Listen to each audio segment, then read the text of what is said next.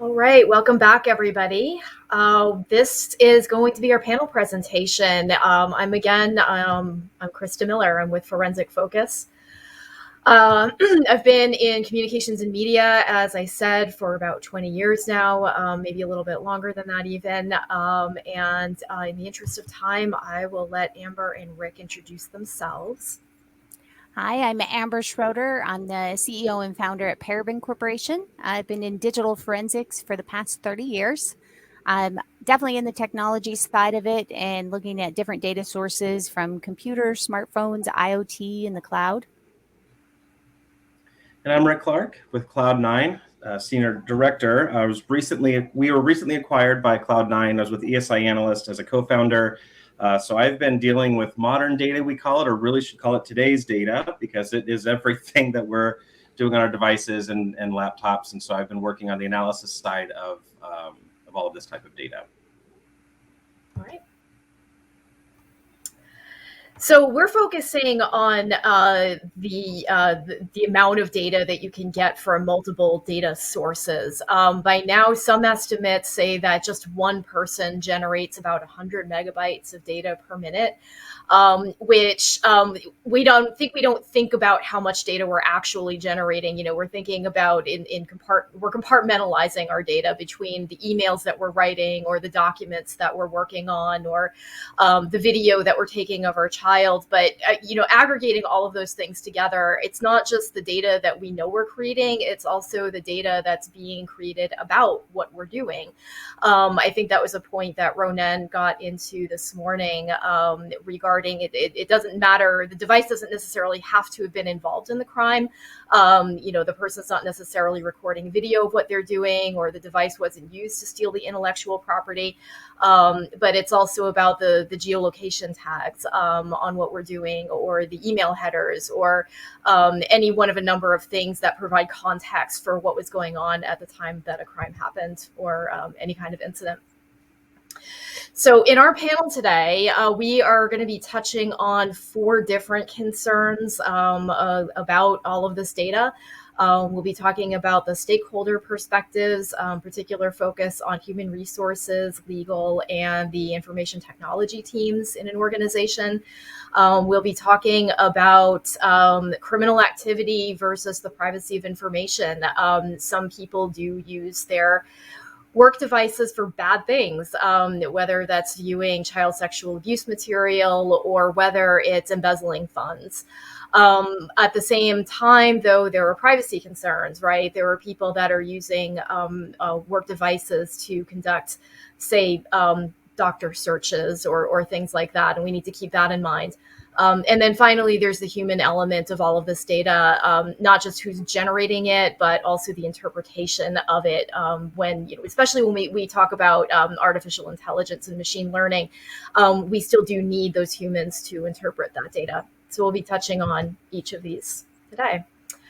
So I'm going to start with a question for Amber and Rick. When we talk about stakeholders, what is the primary concern for data from each of these perspectives? Do we want to start with human resources? Sure. So I think it's actually, from my perspective, it's a lot of it is about risk. No matter what, the data is going to create some risk to the organization, and I think multiple of these perspectives have that. And the side of the risk is the activity going to lead to our next exploitation or criminal versus not? But it's what's the risk to a financial, and also what's the risk to the other data in the organization, because our data links so much. So I think that's one of the areas that, as we go through, that's probably one of the biggest concerns I see. There's a reputational risk in there too, isn't there? Yeah, absolutely. Yep, and legal, where I spend probably 90% of my time, really their big concerns are, proportionality, right? So with all of this data that you'll see here shortly, where do we really start? What's going to be most relevant? And so a lot of it's just costs associated around that, as well as validation of that data. So, I think Armand was talking earlier about, authentication of that. So that, they want to make sure that everything they can authenticate, nothing's going to get spoiled, and they have a nice process around that. Now, I will say in legal, we see a lot of this data being treated as documents. I'll talk more about that later. And so when it comes to modern data, we're really looking at different approaches to this and actually treating data as data versus documents first. I think that brings up a lot about the diversity of data as well, because so much of our data sources are not limited to a computer or a phone or cloud or IoT. They're all intermixed and they're sharing so much. I think it's almost like a big old pile of spaghetti and you're trying to pull out that one single noodle without touching all the other noodles in the process. And it's almost an impossibility that I think each one of these areas within an organization feel that strain with it. Yeah, and partially with IT, there's two policies, right? Corporate owned devices or bring your own device. Or I've heard many people say bring your own disaster, right? So there's challenges with all of the different apps that we saw earlier with Celebrite, even of just what's on our devices, what is actually relevant, what can they actually pull from it. So IT's got their hands full with typically corporate-owned, devices and getting data off of there, preserving that data. But when it comes to BYD policies, there's a lot of challenges there still. Yeah, I think IT also has that problem where they're almost they have like a schizophrenic identity where they're expected to be able to respond to a situation, but in fact, that's not really within their purview. Their purview is to protect the IT infrastructure and maintain it, not necessarily be able to do the response, the collection, and all of that side of it.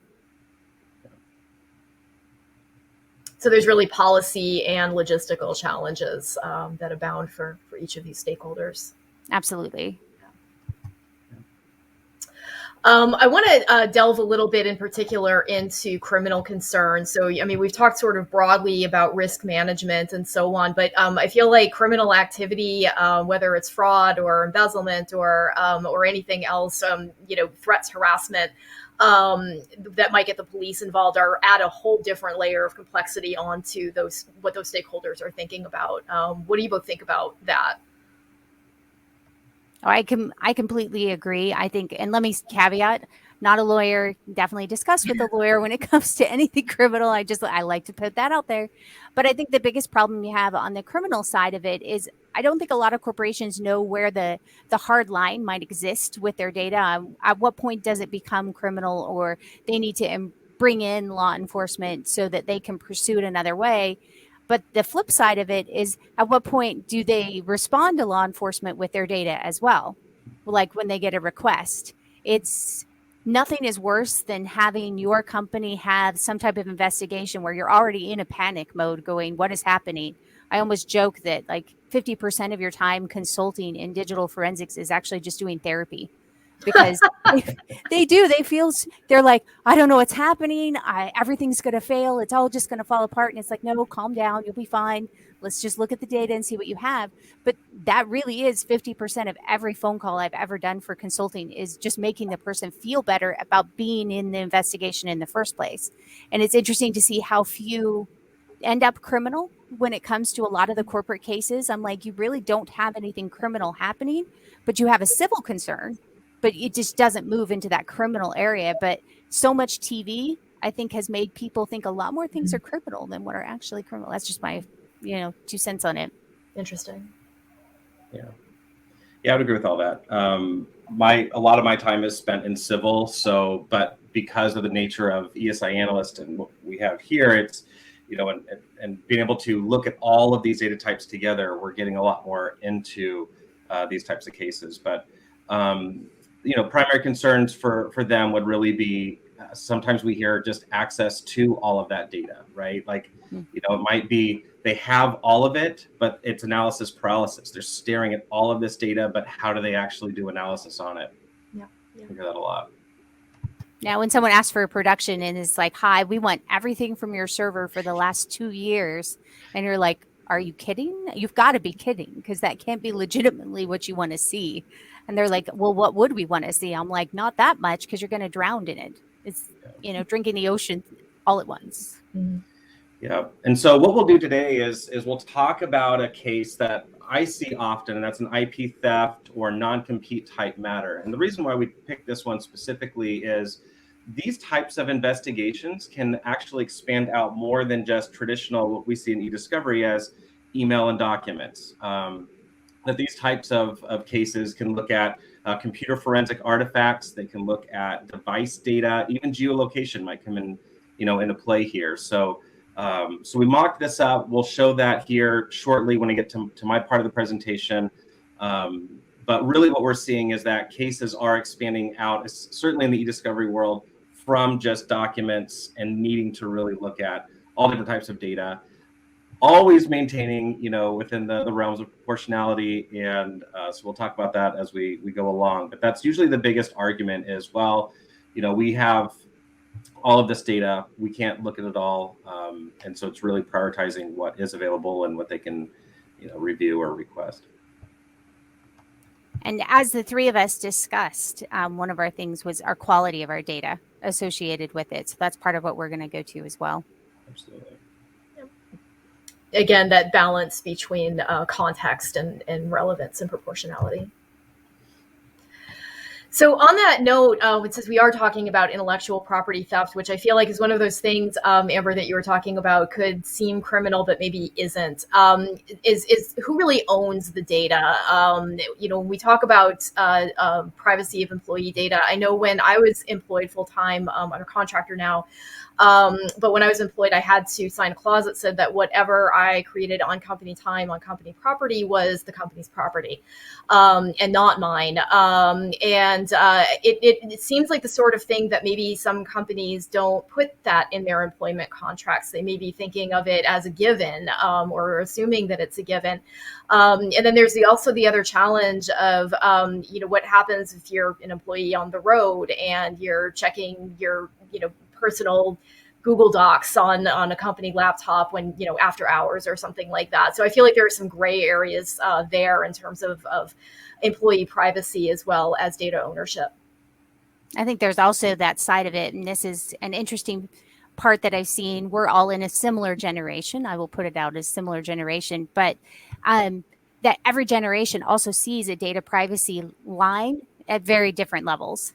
I know I'm a Gen Xer. You guys, I think, are Gen Xers as well. I see much harder lines in my privacy than what I saw in some of my staff that are millennials or Gen Zers that have a very fluid perspective on what their privacy is, because they're going to be the BYODers. They're going to be the ones that are like, here, I'm on my company machine. It really doesn't matter. I'm just going to go check my social media. And now it's got a cookie in there and all of that.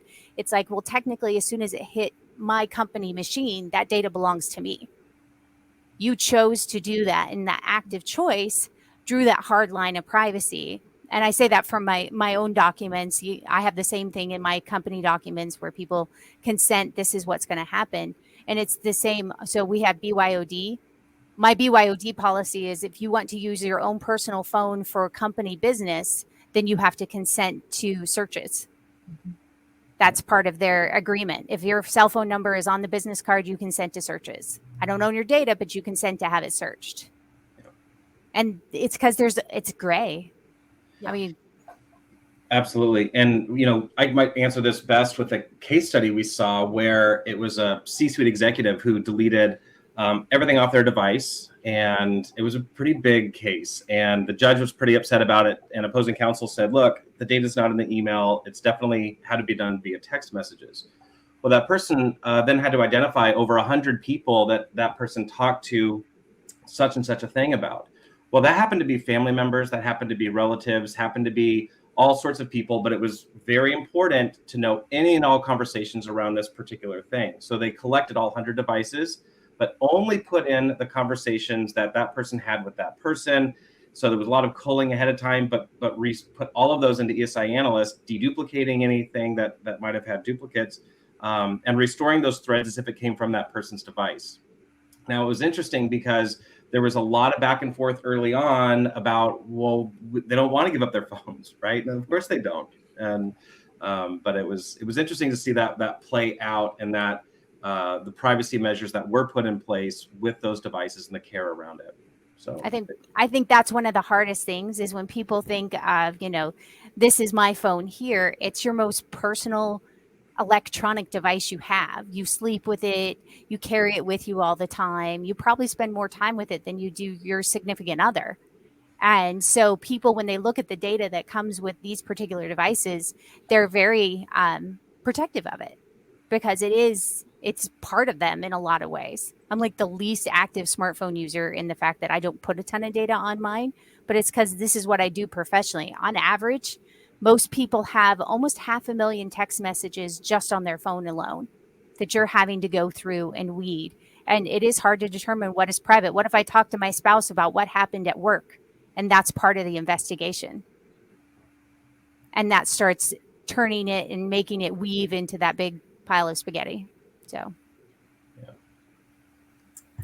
well, I think that brings us to our next phase of our panel discussion. Amber, I think this is on you. Yeah. So we were taking the perspective of how do you get that best practices associated with data, and this part hasn't actually changed in the 30 years I've been in the field. It's always been the same, where we always look at an acquisition stage, an analysis stage, where we follow that rule of tools 2 that we're going to follow here, and then do that final review. The thing that happens in the whole process is that there's obviously a long process in adjudication of any case, is that you occasionally will go back and refollow these same steps again as you get towards the end of case. So keep that in mind. I was focusing on some of the acquisition of our data sources that we decided to discuss as a group, which was our smartphone, our computer, and the cloud-related data. When it comes to smartphone acquisitions, I know it's been talked about earlier in the symposium. One of the big things that you have to decide is how many different methodologies you're going to use and what's your bare minimum. Because whether you are doing it within your own lab or you're hiring a lab, you have to have that best practices that says every time I know I'm going to have a logical examination done, I'm going to have this expectation of the data. Because every tool is going to produce different types of data. It's not the same as a computer where once I get a DD image done, I'm going to get the same data production out of every tool I use. The actual acquisition stage of this is going to change your production. If I do an Android and I read off a chip and I do a chip dump, I'm going to get a physical image and it's going to have a very different format to it than if I'm going to do a logical image doing an ADB backup. All of those have to be considerations in that acquisition stage. For Apple is very traditional. They don't allow a whole lot of coloring outside the lines. It's always the same. So you're going to have a little more static of what you're producing each time. But in that, it means that you have to make sure that you don't miss a step. So, for example, all iOS, you need to do an encrypted backup to get the best possible data. Otherwise, you miss big chunks of it.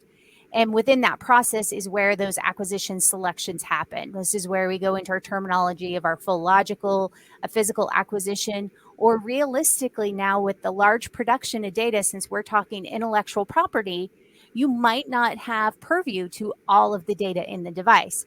And that's where you have to adjust to make sure you're only collecting data that occurred from X date to Y date, or only from SMS. You're not entitled to calls. That is starting to change and become more and more applicable as you start doing these investigations, because on a typical phone, so I held up my phone will take a full 24 hours to acquire just based on the overall volume of the data and the fact that it has a terabyte worth of storage. You're pushing that through a teeny tiny like straw, and that no matter how fast you feel type C is, it's not that fast. And that transfer rate is going to cost you in that acquisition stage of the process. Once you go through and actually do it, you're looking at access controls, where it's anything from do you have access to the file system, which is where a lot of your data is now residing, or do you not? And these are questions you have to ask in your process for doing that collection side of it when it comes to phones. Again, on the Apple side, a lot of times you're working with backup records. Believe it or not, most of the people can do your own backups and you can parse them yourself because the methodology can't change. Apple is extremely restricted on its choices. What I'm going to show you on the collection side for the computer, the acquisition side, is I'm going to switch over to a screen share really quick.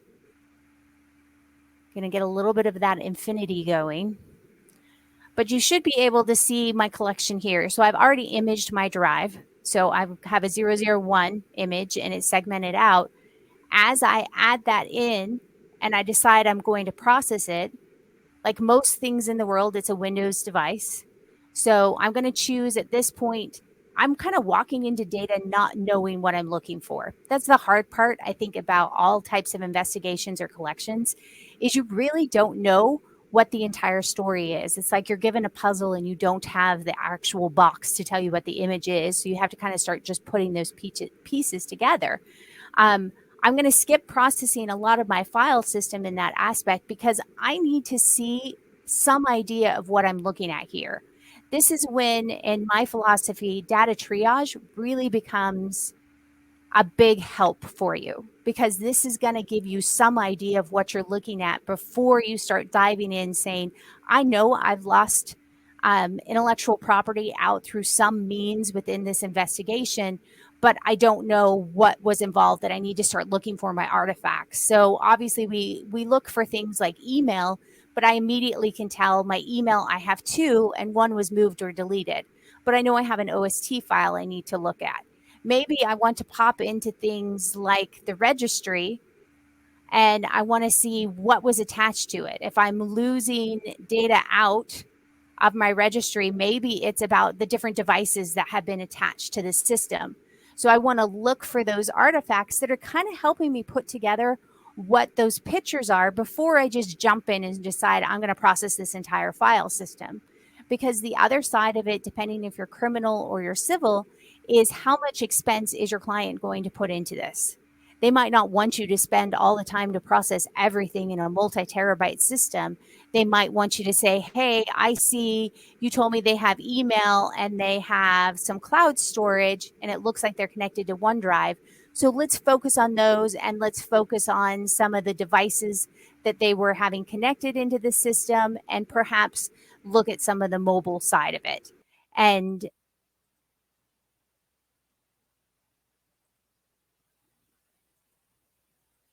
as you adjust in, hang on, that was kind of funky. You can go through and say, what is going to be my next step in the process? So are there, as you're talking through all this, are there special legal considerations for each of the different data sources? the biggest thing is on that criminal versus the private side. And I think the biggest data source problem we have right now, it's not about your phone and where you're going to draw your lines or your computer and where you're driving those lines, but it was that mention of cloud. And the reason is, as we've all been through a pandemic, every one of us has connected to the cloud. We're in a virtual symposium. Obviously, we're connecting through the cloud as well. It's really that side of consent that starts happening when we start touching that extra data source. And that extra data source at this point in the world is that cloud data source. And the legal system didn't get a chance to catch up to that migration. And that's been a big problem. So people, like on private consulting, we offer a consent document. I don't know what happens in a lot of the civil litigation. Yeah, for what I really see here is more of the proportionality argument on them arguing away this data. I remember back in the mid 2000s, they were shaking hands over file cabinets and ignoring emails. In this instance, right now people are trying to make the arguments and to consider these different types of sources as part of the discovery altogether. So I know that's maybe a little bit different than what you were saying there, Amber, but from what I see all the time is helping them structure the way they're going to ask for this data, right? So the protocols, the ESI protocols and case strategies. And what we do also find is that this also, data sort of begets data, right? You might start in on text messages and realize, or emails and realize the Slack data is really important because that's where everyone's communicating. So there, what I'm seeing is the legal considerations are making the right arguments and asking for the data and making it possible economically to do the same things as well. I think there's been a lot more restrictions with the cost associated with an investigation. Sorry, I didn't mean to interrupt you, Christa. No, I actually was going to raise a point that Armin had talked a little bit about before, which was preserving data in its native format. I think once you start talking about all those different data sources, that how do you do that? I think it's with email, it's easy, right? Because everybody's used to kind of the formats that, or everybody has a kind of an understanding of what the native email format is, but maybe not so much with Slack or Zoom.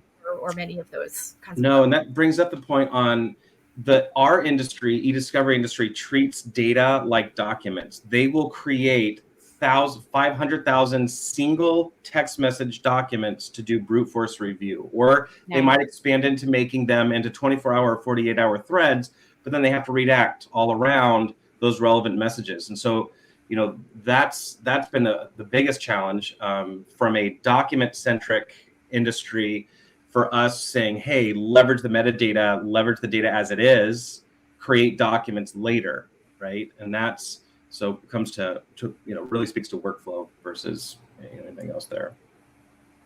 Yeah, it's important to know those diverse data sources. I do agree that e-discovery is all very document oriented. And when you start putting those pieces together to recreate that puzzle, you're not just looking at individual, like, oh, this SMS is where it is and that's it. It kind of, the data leads you. It's part of that human element we've talked about. Yep.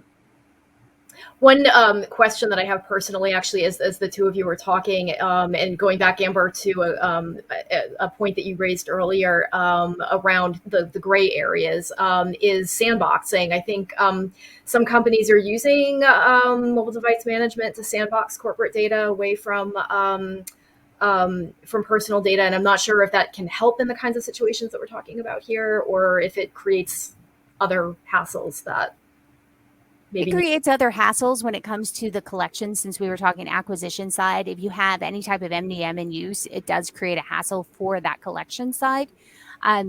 What we found is that you might get initial perspective, but almost every time, it's like almost 9 times out of 10, they have to go back and do a larger purview that represents the larger scale of the device, because people don't keep their conversations about whatever it is about. So if I'm doing intellectual property theft, I'm not going to keep it on just what the corporation is monitoring or allowing me to have in the sandbox. I'm going to pull it into WhatsApp. I'm going to pull it into Signal, because if I'm doing something nefarious, I'm pushing outside the fence either way. Yeah, in fact, one quick case study, it was a very important case, but this individual on their device looked like they just talked about, butterflies and daisies, right? Everything was just so clean and nice. It wasn't until they went and collected their Twitter direct messages that blew the whole case wide open. And it was a very impactful issue there. That leads perfect to my next case example for us for intellectual property too.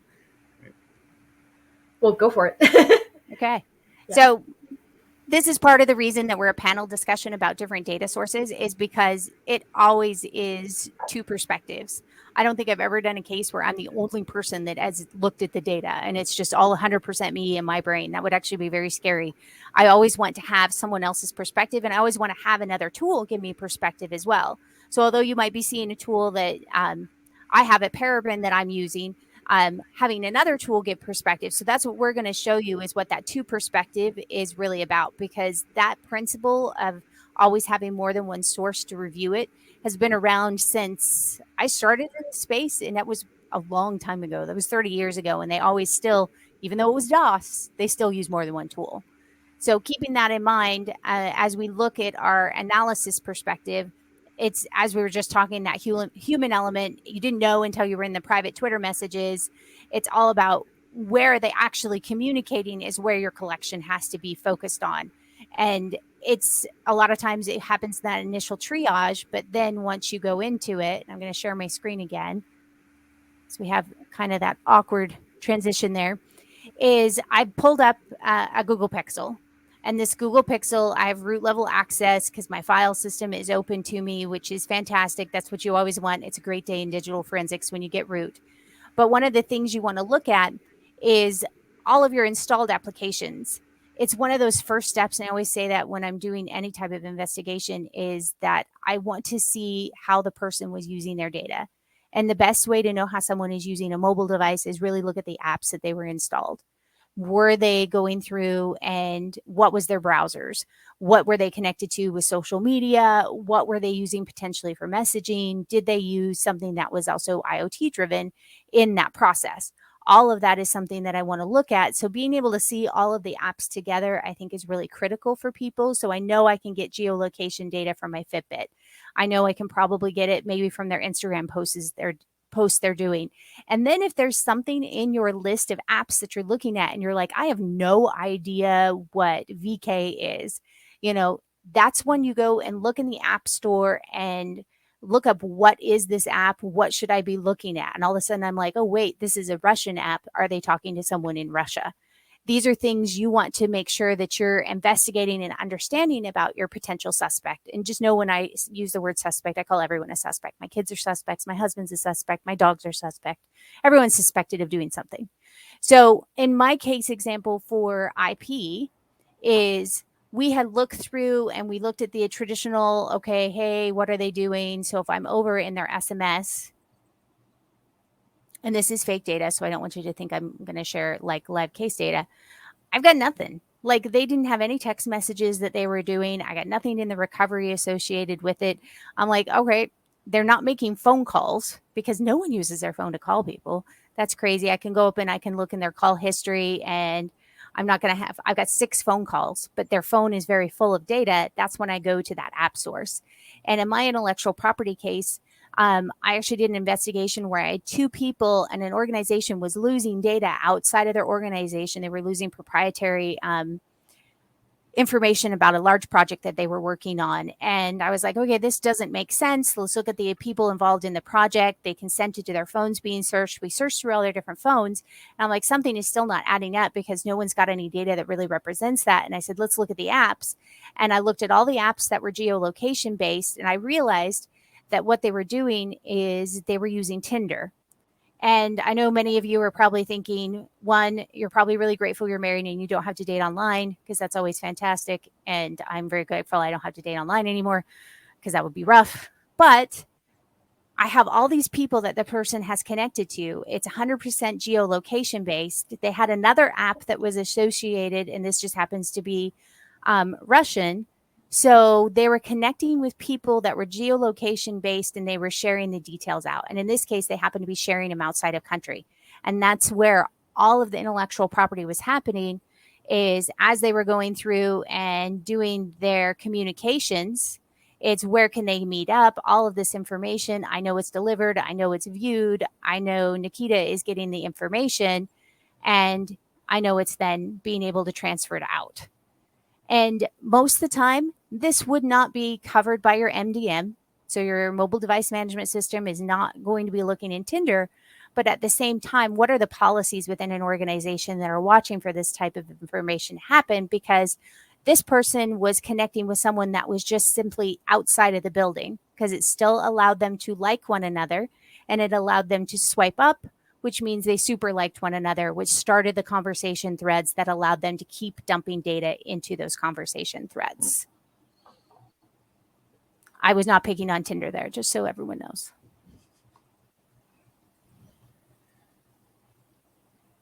But that's part of that human element side of it, is because that's understanding the people who are involved and how that data might have transferred from point A to point B. And it might not have been that same side of it. And then it's really about me as a person sitting behind that chair. My tool can do so much. It could show me the Tinder data. It could show me what was involved, but I was the one who had to put that link together. And just as a side thing, it's just so important that you can never replace the way that our brains are thinking and way perspective happens.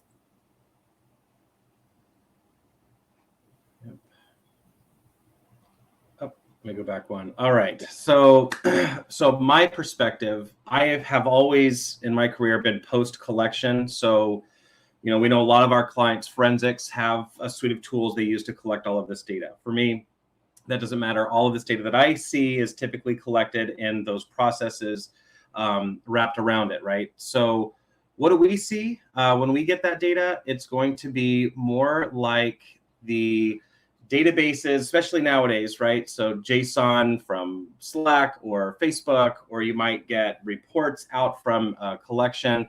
all of it really is structured databases, and that makes it easy for us, certainly not easy for the documents type world. But to do proper link analysis, you do need to leverage all of that metadata together. So I'll show you that here shortly.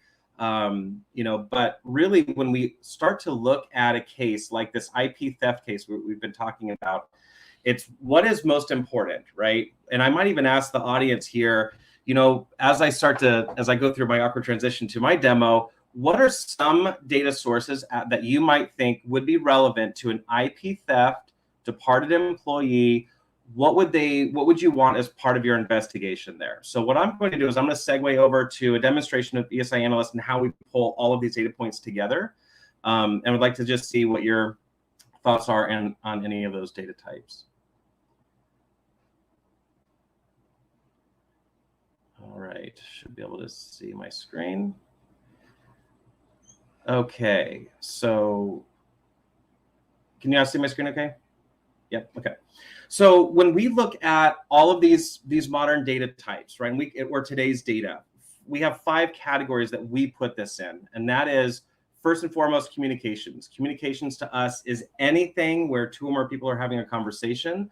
So this could be a group category, that could be Slack or channel-based communications that we typically see in corporate environments. It could be third-party chat applications like you might find on your devices like WhatsApp, WeChat, Twitter, direct messages I was referencing earlier, Facebook Messenger, certainly email. You want to see that all together. Text messages, calls, voicemails, all of the attachments and media people are sending back and forth. That all helps build relevancy around those conversations and those cases. Creating documents out of each individual message isn't very helpful, or creating documents out of threads may or may not be helpful for proper link analysis. But the second category, and this is really a freebie on devices that we find, and that is geolocation. Every time you fire up Waze, Google Maps, if GeoServices is turned on, that will save to a table with all of those geo points, including whenever you take a picture. So that EXIF data that sits behind that picture, that all can get pulled in, and you can start to find relevancy there as well. Now, as Amber was talking about, all of those artifacts, right? So forensic artifacts like plugging in a thumb drive, saving to that thumb drive, websites visited, logging in, logging out, all of those activities could be helpful. Now, what we advise on is, because there are literally hundreds of them, identify the ones that are most important potentially to your case. And that goes to that proportionality argument where, look, if it's not, you're not going to load the whole EO1 or the whole image of the device or the laptop or something. You really just want those artifacts of interest to go here. Now, the next one is financial transactions. This could be debits, credits of any kind. The last category, before I get into the case study here, is social media. So that would be all of the posts and basically cat pictures and dog pictures and arguments and all the stuff that Facebook and social media is nowadays. But really, it's those public-facing discussions versus, as I mentioned earlier, the direct messages. We would certainly put those into a communications category here, because they're having one-on-one conversations or group conversations in those messaging apps. Now, this case study I have here is a particular individual. This is mocked up, but a case type that we see often, Jesse Bradshaw being a departed employee. So first, we want to see Jesse left. Did Jesse is talking to competitors? Did Jesse take something? First and foremost, we identify very quickly that Jordan here, we may know as a VP of sales for a competing company. We might dive right into those 35 text messages to help, just see what the conversations are like, build some context there, but we'll get there because we also loaded in computer artifacts that we were curious if they showed up. Did Jesse, for instance, take something from the company? So files being copied. So we'll look at those 5 artifacts first, and we can see right away near the top that Jesse copied something benign from the F drive. But the next one over is Jesse grabbing the Acme Anvil's client list from the sales drive. This all happening on 2/4/2020. The next one being the 2018 business plan. So we know Jesse is taking some things from the company or saving some of these things. So let's look at everything Jesse did across all data types in that particular date range. So we'll go here, put in 2/4/2020, go out to the 7th. And really what's important here is we want to just look at Jesse's data, because if we load it in Samantha or Sarah's data as well, we want to limit it to just Jesse's activities and conversations on this day or in this date range. Now, using the key here, we can see a cluster of computer activity, some text messages, geolocation, so where was Jesse? And again, this is really where we start to tell that story, because the data itself is really doing that. So first, for context, where was Jesse? Was he in the office, home office? Nope, looks like he was out in Big Sky, Montana. So that's interesting, not the smoking gun or anything, but certainly helps build some context there. The next thing we see, we'll go to the cluster of computer activity of these artifacts. And we see Jesse plugs in a thumb drive, goes to Google Drive. Logging in grabs an IP address. So we'll do a lookup there, and that ping near Bozeman. We see the 2 items that Jesse took. So the Acme Anvil's client list, the business plan. Now Jesse's done doing that. So he logs out, pops out the thumb drive, and sends a text message to that person, Jordan, that we saw earlier. So here, because this is data, not documents, you can tag items individually. You also have access to a master conversation group ID. This will take you to the very first to very last text message between these 2.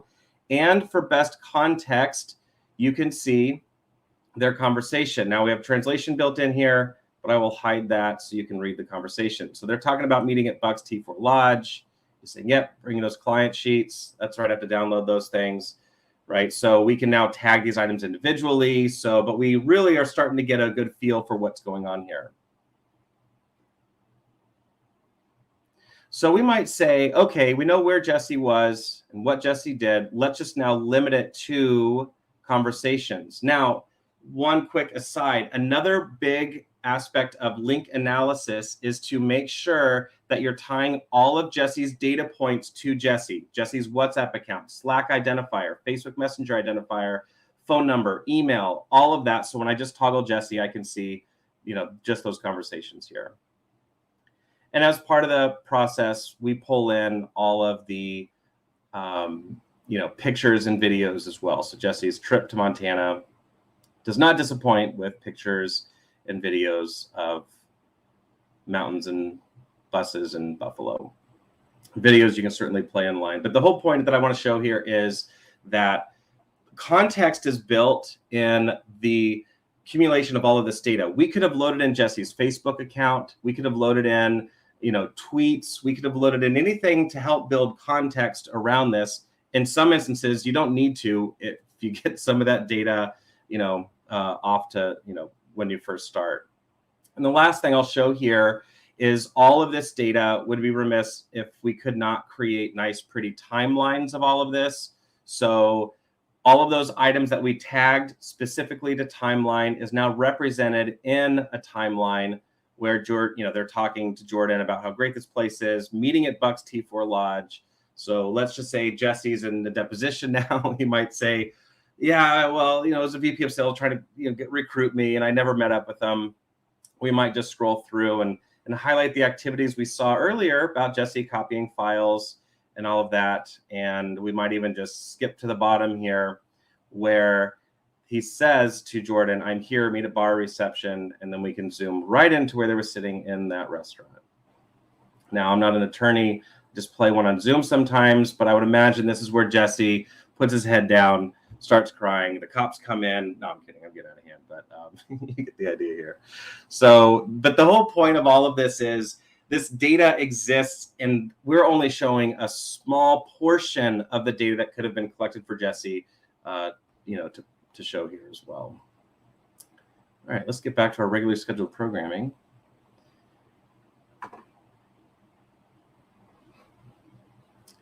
Okay. So we had a question here, and actually, if there's any questions, feel free to chat. Would like to dive into more, kind of conversations there. But sometimes we have the question of, well, And we see this in our world because all of the other platforms out there are document review platforms. They're always going to have different results than what we're having, what you might see here. So the question is, what do you do when two tools give you different results? So Amber, I'll kick it back over to you for that. I think it's a positive day because in a lot of ways you kind of want them to show you something different. And I started a poll here too for our data sources for everyone, because I want the two perspectives. I think I'm going to see the same data as well, but I want to see it brought in different ways, or your tool's going to parse the data different than what my tool is, but it's all going to lead me to the end source. So I think it's a real positive. What do you think? Do you think it's a positive or a negative? Well, I think it's, because of where we are in the process, it's always a long conversation with the case team, so we have one case and it's interesting. They have everything and also Relativity, which is a document review platform, and everything in ESI Analyst. And they're running searches and things and they're getting different results. And it's because they created all those documents first and they're just, everything's getting treated just enough differently to get some different results. So it's a challenge, but it's one that can be explained. But to your point, Amber, it's actually great. You might see different things, get different results, and actually have see other context there. I think some people don't realize, even with email, so that's like the most traditional data source that everyone's been used to doing forever and ever.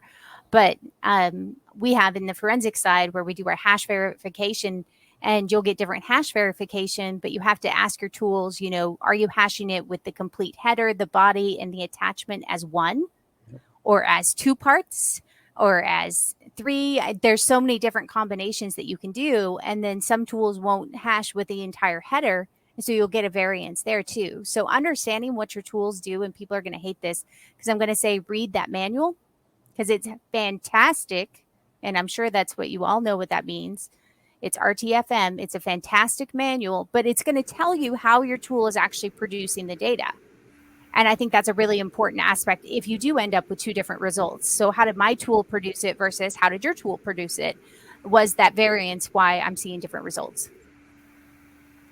We do have a question here from Ashley, who is asking if an automatic tool gives you a different result than the manual tool, for example, a database browser in a mobile extraction, which one would you choose?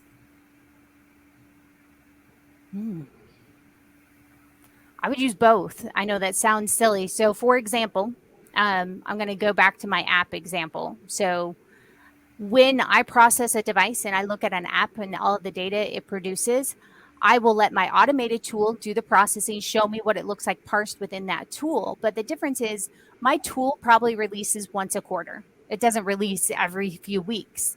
Apps release every few weeks. They update often, and you're going to get a data gap that exists. And because of that, you've got to go to the raw data source. And that's where the ability to go through and review SQLite, JSON, and plist files, which is what almost all of the data is existing within smartphones. So that was our most popular data source that in the poll.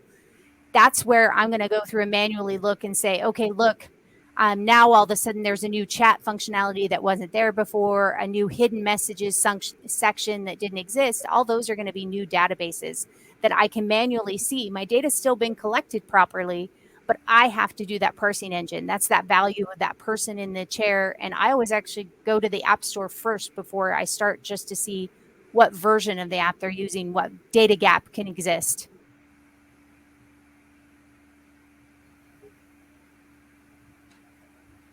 All right.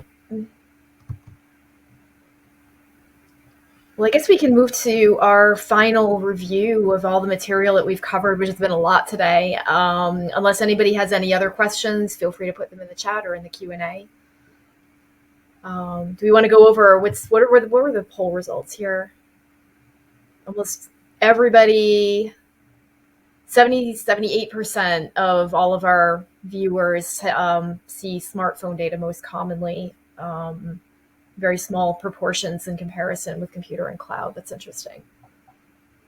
Yeah, we're seeing such a fast growing trend with device data. I mean, and it makes sense. I mean, this is the thing, as Amber was saying, we do everything on. Now, some of the data, like Slack, for instance, that doesn't save on your phone. That, saves somewhere else, but we use it. But to Amber's point, you might know that they are, they have that app. So those types of things may need to be collected. But really, again, we're finding that the devices themselves have just so much data, so much information, and they're usually a good place to start an investigation. Yeah, we peaked at a terabyte device a couple of years ago, and I think it's definitely become our primary data source. I think the second, I'm surprised that it's computer, because I look at a phone and I think probably 40%, maybe even at half and half at this point, is all represented in the cloud. A lot of apps are not storing their data locally. And so I know if I've got a smartphone, I'm going to do a cloud collection too. It's almost inevitable. It's like cupcakes and frosting. You got to have the two together. Yeah, I think that's what's surprising to me actually about watching these poll results, which is it's 80% smartphone and only 12% computer and just 8% cloud. I would have maybe expected to see more on the cloud arena, which is maybe an indicator that that's not maybe an area that people are comfortable with right now, or have the tools for potentially. Yeah, I think it's scope. I think it's expanding out to collect those apps. We find a lot of hesitancy in case teams to go after that data. They want, we're getting them to go after devices versus just email and documents so it's a next logical step. But yeah, it's really good pull there. We do have another chat question from Jennifer this time. Do you ever see cases where identity fraud exists? More important, an ability to detect if a device has been stolen and misused where this illicit activity exists. I've seen that. Not through cloning. I know that was a big trend that everyone's like, my device has been cloned. It's actually very hard to do that type of attack. You physically have to have the device. But I've seen it where different identities associated with different media outlets have been used to commit fraud in another media outlet. In our discussions prior to this panel, one of the things is one of my sock puppets that I use to create case examples and exist on the internet as a different person than myself. Her information was taken by multiple people within the process of her existing, which I thought was really interesting because I'm like, I wouldn't have that happen, but as maybe a more typical user on the internet, that would be very realistic to have that happen. I don't change the same security settings if I'm doing a lab example because I don't think everyone on the planet looks at smartphones with the same paranoia that I do. I could be wrong, but... I haven't come across that actually. I'm thinking of like rattling through all the case studies and that is an interesting one. I would imagine, there would be ways to, whether it was through cell tower data, through other things, just to see where that device was at a given time. But no, I haven't come across that. Yeah. I think your point about geolocation data is really critical because it's not one that I think everyone pays attention to. And there's so much of it. You brought up so many of the breadcrumbs that are left behind with it. Yeah. I think it goes back. Mm-hmm. Sorry, Rick. Go ahead. No, I was going to say, I think it goes back to that pattern of life data. What's normal for this user, what's not normal for this user, and having a really solid understanding of that. Yeah, that's perfect. Exactly right. And, we've seen anything from health data, so Fitbits, and I didn't show you, the cool map views and stuff, but it's like, it's amazing the representation of just where this person plotted around in the city or went on a shopping spree and what stores that person went into. That was just, it's generally stored in those types of devices. So if you have health, device, or health apps turned on, you might be grabbing that on a very consistent basis. And then for criminal, we've seen them go the step further of grabbing the cell tower data, the cell towers, geolocation data, and we see that represented. But it's, there's probably enough data out there somewhere to track down what actually went on there. We've had a health data where it even comes in a civil case where a divorce, it actually showed infidelity because their heart rate went up at 2:00 every day because they were having a visit. Yeah. And it showed all in that and became part of, you would think that's a privacy concern because it's your health data, but it became part of the scope of the case because it was an infidelity matter. I think speaking of pattern of life data, Jennifer's also asking if it's possible to trick an investigator by false social site data on the part of a professional con man. Sure, absolutely. Yeah. It's not, I don't feel that most of the data that you generate has a lot of authentication back to the person. I don't know if that makes any sense.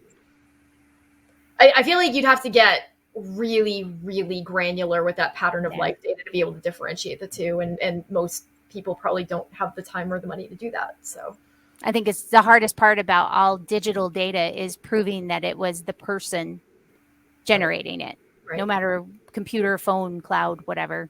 It's just that it was the person. Putting the person behind the keyboard. Yeah. Great questions.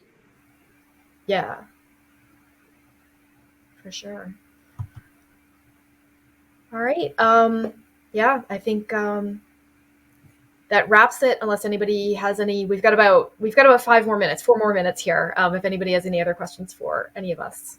I think that was a good statement. That's why they get away with it. It is hard. This is not the easiest field. It's nice though. It's binary. It's either there or it's not, which is a benefit. But it still is. There is that reasonable doubt of proving that person behind the screen. Yeah. You know, and it's interesting about that as well, and how they get away with it. Sometimes all of that data could be collected, exists, sitting on an investigator's table, but never opened, right? Because we've seen that when they try to, it's PDFs, it's HTML, it's just a big pile of data, and they just end up saying forget it. And I think it was a prosecutor, or it was somebody that they said, you know, that my biggest thing that keeps me up at night is not the fact that I don't have the data, it's the fact that I don't know what to do with it. And so that's a very good point. We coach a lot of teams to ask for the UFDR, ask for, you know, the containers of data, not the PDF reports, the HTML reports, you know, all of those, because then all of that has to get, you know, extracted out to do something with, unless you're just going to go flipping through millions of PDFs. And so that's a big challenge we see. And so that's why we took that focus on, you know, data and structured data versus a documents approach. I imagine if we all took the data that we generated just in a day, plus, you know, looking at our computers and things like that, we would fill the University of New Haven with pieces of paper that would represent all of that quickly and easily, and no one would ever want to go and sort through it all because it's overwhelming. Yeah. Yep.